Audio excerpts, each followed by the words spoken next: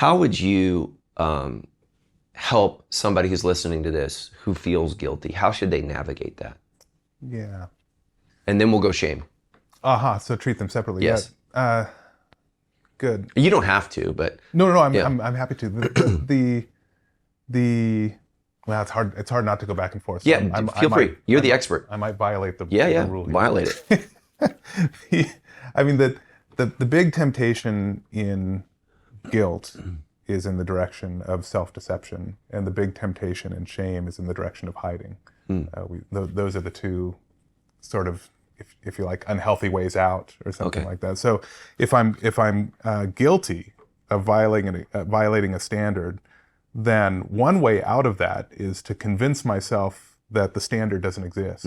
Right, and if I can convince myself that the standard doesn't exist, then I won't feel guilty anymore for having, or that it doesn't matter, or whatever. Well, or what about I convince myself that I had a reason to violate? Yeah, or that I didn't violate it at all. Yeah. Right. Okay. So one way out of guilt is, and a very tempting and pervasive way out of guilt, is in the direction of self-deception. Yeah.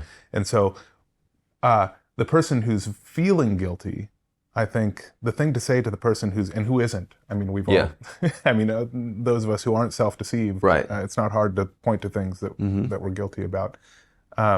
Is just to be mindful of the pull in the direction of self-deception. Know that there are forces in your psychology that are going to pull you in the direction of self-deception, and that's why it's so important to surround yourself with a community of people with whom you can be authentic without suffering shame, because our body, our community can very often see things about us that we can't. So it's a little bit like, if you're feeling guilty, there's a sense in which good for you. That means things are going the way they ought to. It's like if the person has their hand on the hot stove and they're not feeling pain. Right. The first thing we need to fix is the fact that they're not feeling pain. Right. So if you're not feeling guilty for anything, the first thing we need to fix is the fact that you're not feeling guilty, because almost certainly you're in violation of some standard that you ought to care about. So if you're feeling guilty, the first thing to say is, beautiful, good, things are going the way they're supposed to.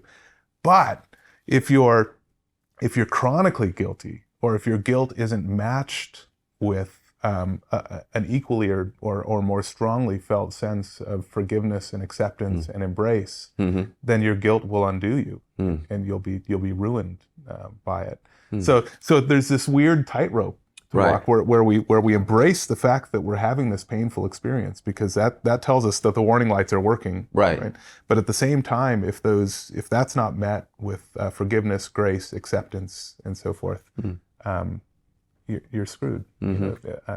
It's going to undo you. So celebrate the fact that your guilt detector is working. Right. And seek community with Jesus loyalists who will embrace you no matter what, and remind you of the forgiveness that we have in Christ, and so forth.